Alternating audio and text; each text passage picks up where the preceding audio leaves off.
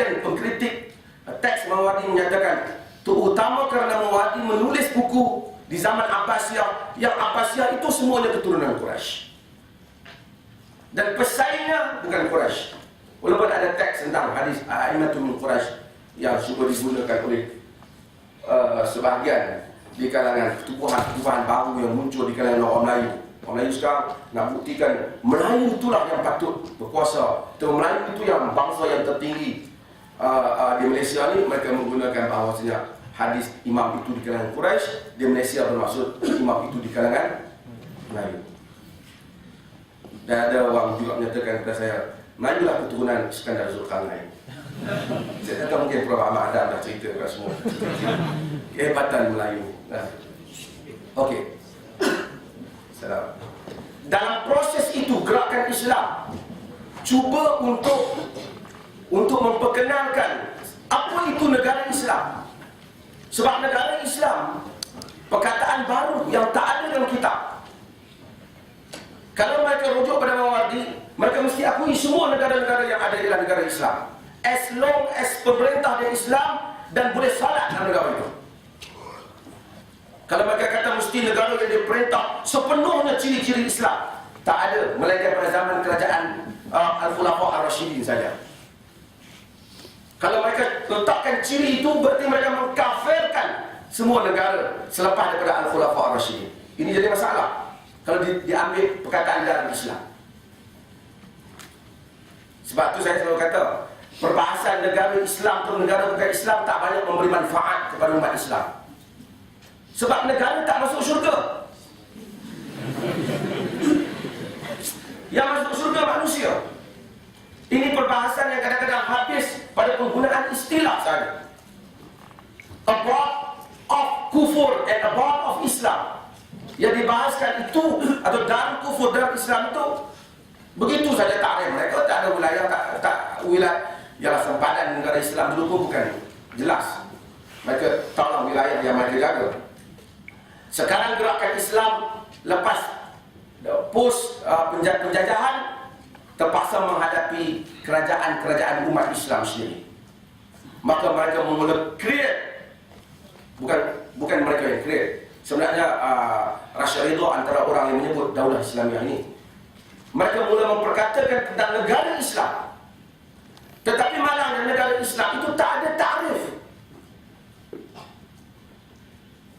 Kalau kita tengok Ikhwanul Muslimin semua, mereka cakap seolah-olah sebuah negara yang utopia, sebuah negara yang dilaksanakan Islam sepenuhnya. Memang indahlah cakapan mereka, macam negara Umar bin Khattab. Memang itu memang ideal.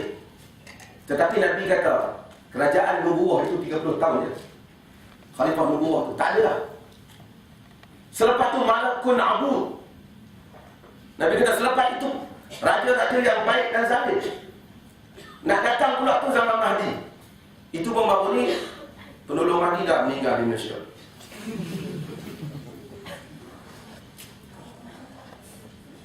Malaysia adalah negara yang hebat dalam melahirkan tokoh-tokoh yang hebat. Pernah melahirkan Imam Mahdi. Kita pernah melahirkan Nabi. Berapa orang dia Nabi? The best yang pernah kita produce oleh orang Terengganu, Tuhan. Itu yang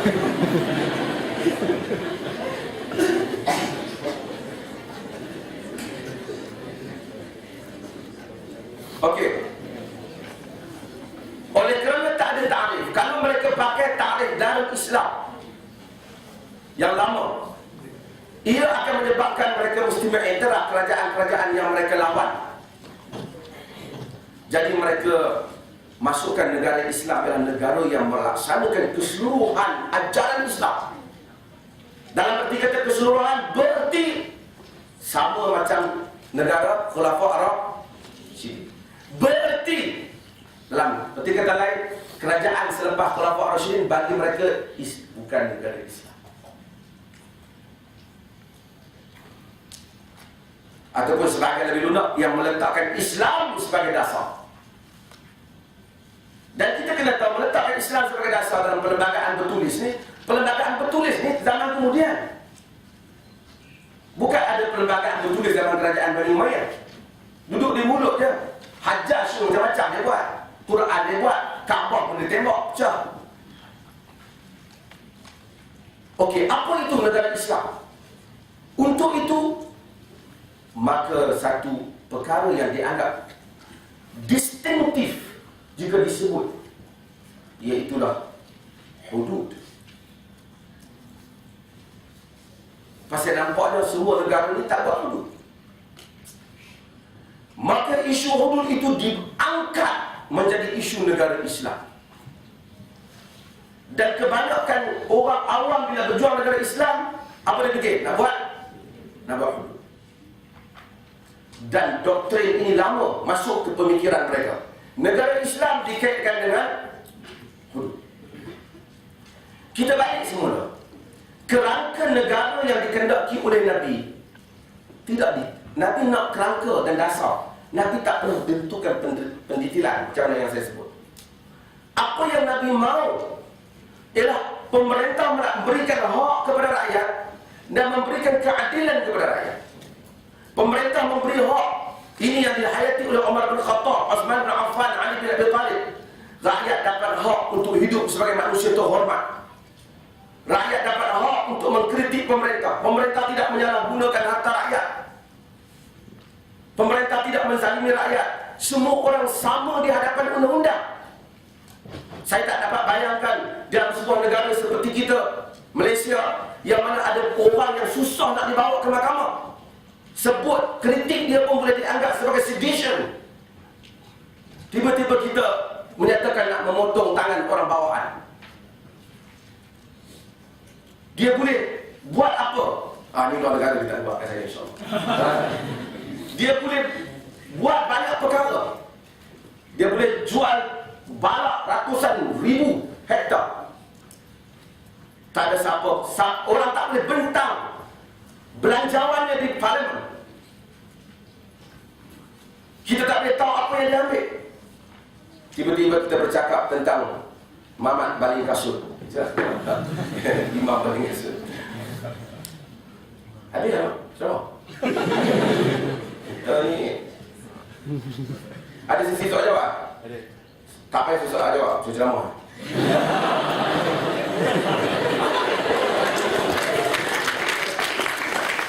Okey.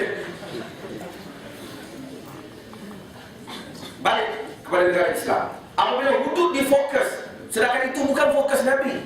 Kita tahu orang datang kepada Nabi mengadu tentang berzina, Nabi tak mau ambil kes. Nabi tak mau tengok Ma'ish.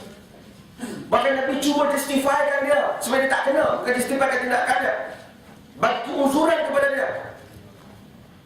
Cuba excuse dia dengan kata, "Fala'allaka ghamas wa la'allaka qabbalt." Boleh jadi engkau hanya raba saja, boleh jadi engkau cium saja.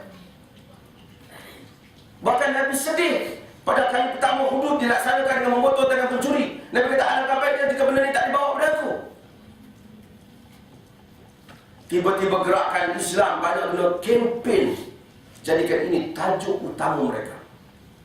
Sedangkan kempen kenegaraan yang Nabi wujudkan, Nabi tidak pernah. Saya sebut satu contoh, Najasyi ialah seorang Muslim. Dia adalah pemerintah kerajaan Habsyah. Habsyah sebuah kerajaan Kristian dalam very Kristian.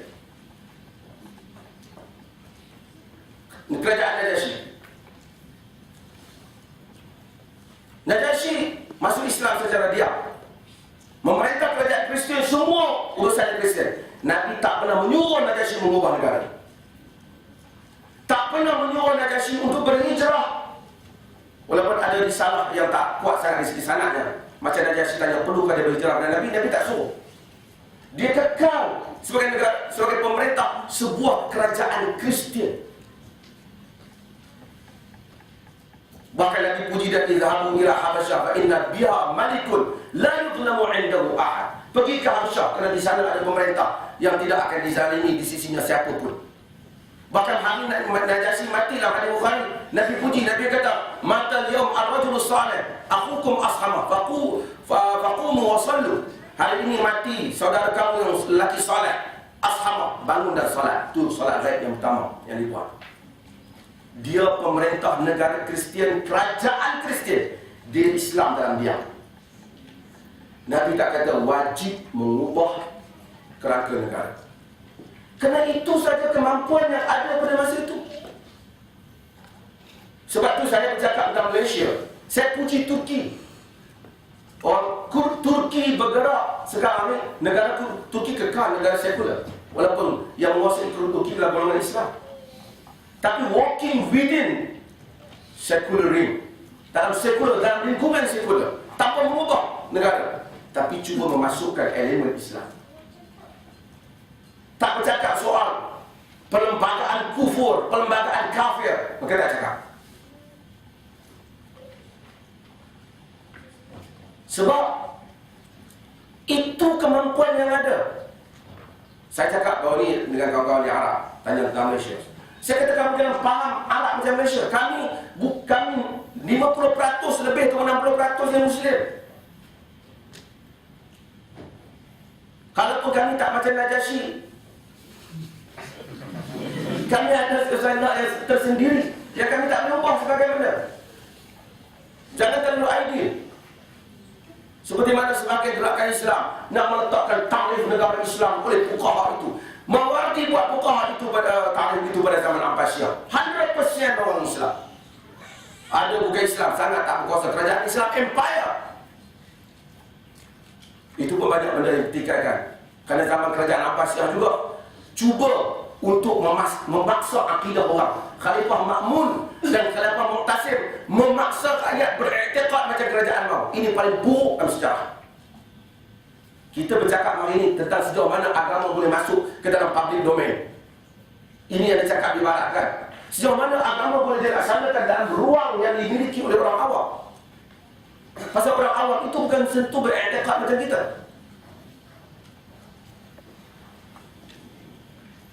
Macam kes Najasyi, sama. Oleh kerana environmentnya berbeza.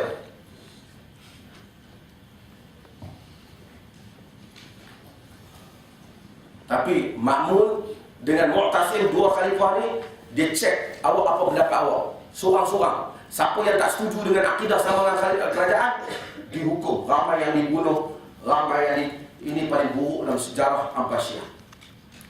Laksa jadikan akidah kerajaan sama dengan akidah rakyat. Mana kerajaan yang cuba buat macam ni adalah kerajaan yang paling bodoh dalam muka bumi. Kerajaan memberikan servis kepada rakyat. Tak boleh memaksa orang beriktikad apa yang mereka tak percaya, tapi boleh convince mereka dengan cara yang baik, bukan letak pedang di tengkuk orang. Okey, bila kita tahu tentang masalah nation state dan semuanya, kita tahu tiba-tiba gerakan Islam letakkan, patutnya gerakan Islam kempen tentang apa? Islam yang adil, sama, tidak rasuah, semua rakyat dapat kenikmatan, semua orang berdiri sama di hadapan undang-undang, pemerintah tak ambil kesempatan, negara yang bersih, rakyat. Kita pergi ke New Zealand, kita malu tengok, dia sebut Islamic State of New Zealand. Tapi bersih. Even kalau saya bawa balik pergi ke Kahira, ya Allah, kalau Firaun bangun pun dia kata aku minta apa-apa.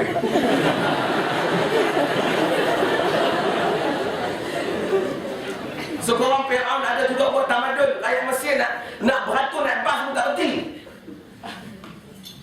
Saya pergi ke Beijing, kalau Maharaja Cina nak bangun, dia kata, okey, gua selender sama lu lah.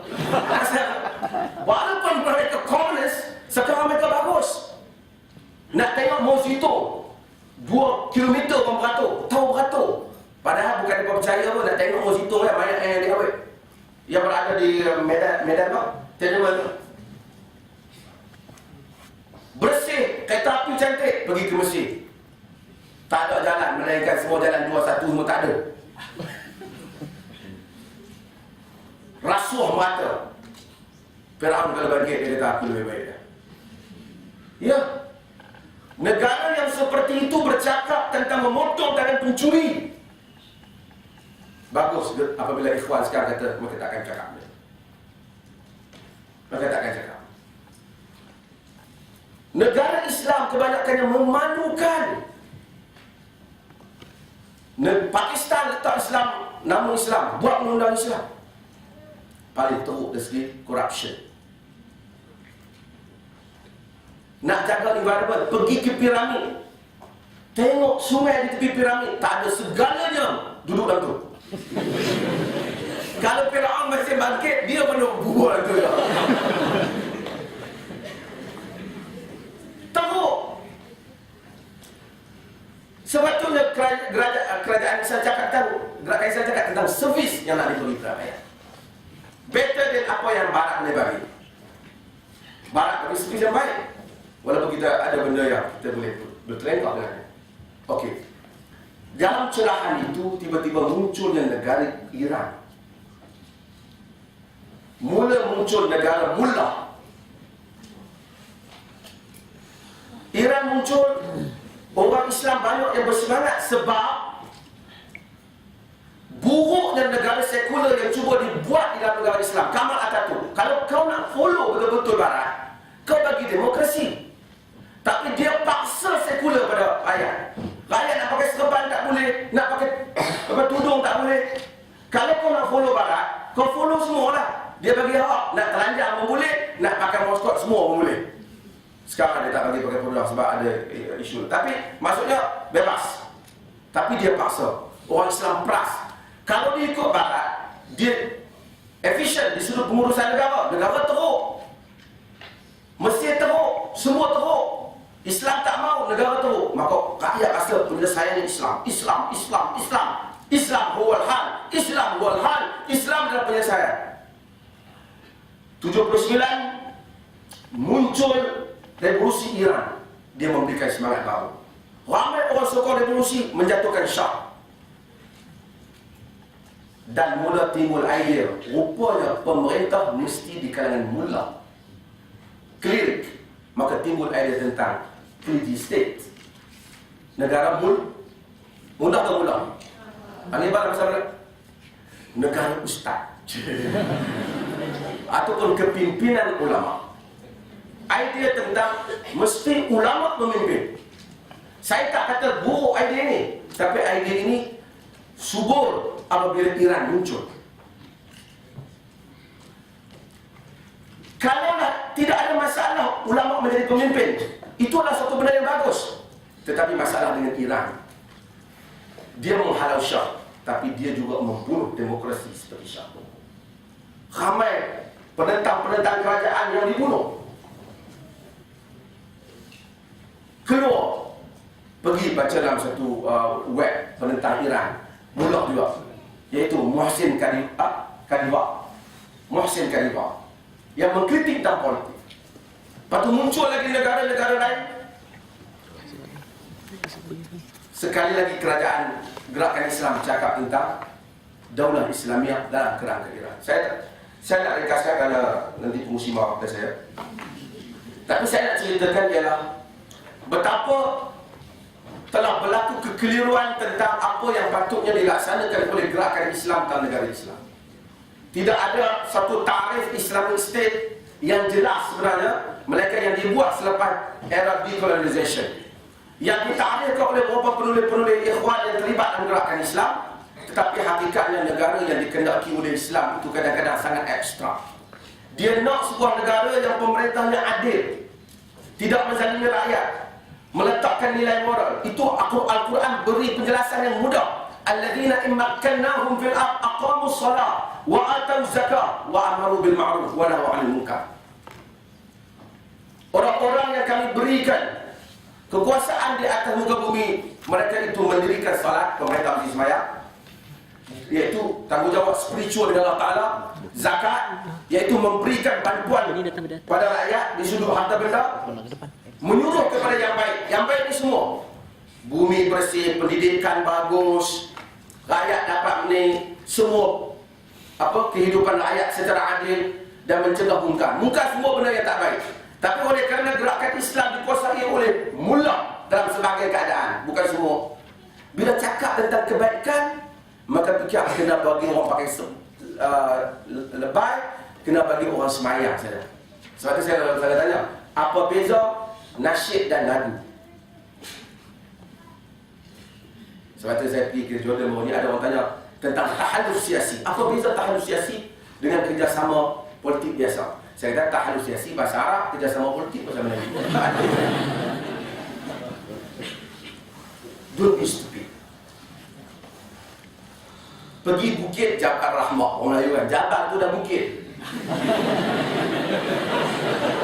Isap rokok secret. Cik, apa? Orang kampung kan. Kita kan koyak kan.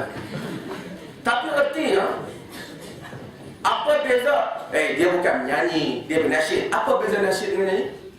Orang nyanyi tak pakai kepiah, orang nasyid pakai kepiah. That's all. Walaupun dia dengar nyanyi, kita dengar nyanyi. Kita dengar nyanyi, kita ambil buah kepiah tanpa lah. Dia sedang bernasyid. Sebab kita tidak merujuk kepada konten. Konten itu apa?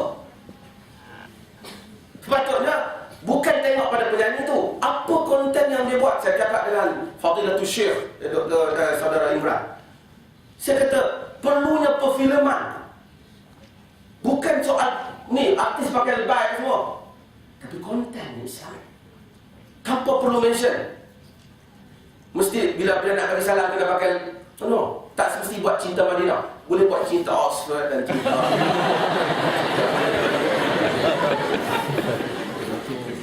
ini idea. Dan Turki cuba buat hal ini. Dan saya meminta supaya golongan kita semua memperjuangkan tentang negara yang sejahtera. Saya bersetuju dengan negara kebajikan. Whoever talking about the topic, saya setuju. Tapi saya juga setuju dengan negara Islam jika dia faham negara Islam itu dalam kerangka asal. Tapi kalau dia faham negara Islam itu mula-mula, cuba tengok kita mesti tegak dengan Islam. Cuba tengok dalam Facebook semua. Udah siapa? Hudud penting. First benda sampai kat dia, hudud. Hudud adalah mekanisme nak menghukum pencuri kecil. Allah tak jadikan seorang pemerintah tugas saya memotong tangan awak. Allah jadikan pemerintah tugas saya memberi keadilan pada awak, memastikan Allah hidup, awak tidak dizalimi, rakyat dapat makan, rakyat dapat pendidikan. Setelah saya tegakkan suasana yang penuh dengan keindahan, tidak ada alasan untuk orang mencuri dan berzina. Sekarang ini everything is provided. Bukan dalam arti kata negara kebajikan bagi semua, artinya mudah dapat. Ada satu orang kata saya halal-halal ni tak sedap, saya kena haram juga. Dia nak mencuri juga. Next time we cut his hand. Kita potong tangannya sebab dia polluted the good environment yang mana kita telah wujudkan dalam kerajaan. So, panjang tentang tajuk ni. Pengungsi pun kesian dia pegang. Terima kasih banyak.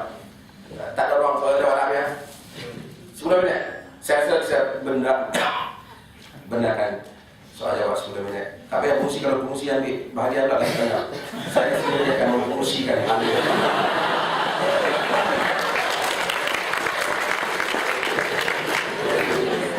Okey. Sila soalan.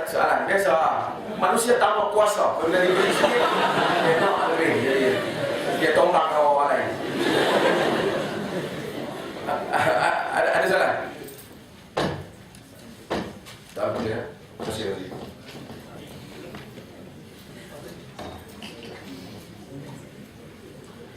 Okey, pada Imam Doktor bila masa susah pelaksanaan sebuah negara Islam seperti tidak timbul fitnah sebabnya sekarang banyak sangat fitnah pada Islam.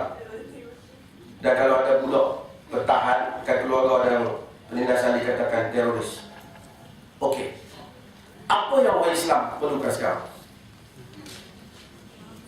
Kita Malaysia lain. Sekarang kalau ada masa pergi tengok negara-negara orang Islam. Adakah kita perlukan nak tengok tangan pencuri dipotong, ataupun yang terlebih dahulu kita minta supaya keadilan diberikan kepada setiap orang sehingga dia tak ada alasan untuk mencuri? Ada. Ini priority. Preference yang patut dibuat dalam sebuah negara. Jadi Bila nak buat, prosesnya panjang.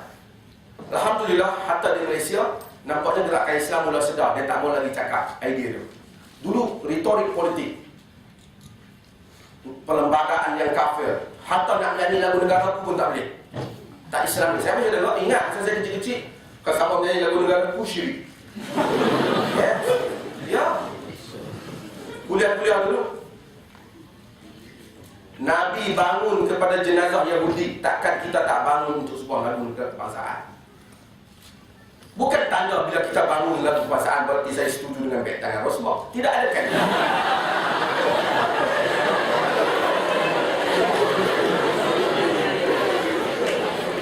Tidak ada kaitan. Saya pun tak mahu beda. Very nice and bad. Dalam sebuah negara yang merdeka, setiap orang ada hak untuk membeli beg tangan atau membeli dia tak ada hak. Dia awak kan? Okey. Tapi ada orang dia tak ada. Artinya kalau berdiri dalam negara tu berarti ini perlu pemerintah. Saya tak perlu pemerintah untuk membangkang. Tapi ini negara kita. Kita sayang. Nak menyanyi lagu negara ku, as long as dia punya perkataan itu tak bercanggah dengan agama, dia boleh hormati. Bendera negara kita sendiri, kita angkat bendera kita. Ini yang saudara Mujahid, Dr. Mujahid timbulkan dalam PAS, yang PAS sensitif. Sehingga buku dia tak dibenarkan jual oleh sebahagian kedai-kedai harakah dan seumpamanya kerana ada orang tak puas hati dengan idea dia tentang dianggap lebih luas. Sebenarnya alhamdulillah PAS itu sendiri, Ustaz Khairuddin, Dr. Khairuddin lebih tahu. Tapi sudah ada perubahan yang bagus. Tapi idea itu, sebab tu kita kena tahu. Soal semayang Allah dah selesai pada kita. Semayanglah macam mana. Taklah kira ini semayang zaman Abbasiyah dan semayang Umayyah, tak ada. Semayang semua semayang. Tapi kerajaan mesti berdasarkan kepada keperluan. Mewujudkan kerajaan di Turki tak sama dengan Malaysia. Dan mewujudkan kerajaan di Saudi tak sama dengan Malaysia. Tetapi asasnya sama. Hak. Di Saudi kita mungkin puji dia, ada macam-macam benda lain. Tapi apa maksud wanita nak bawa kereta pun tak boleh?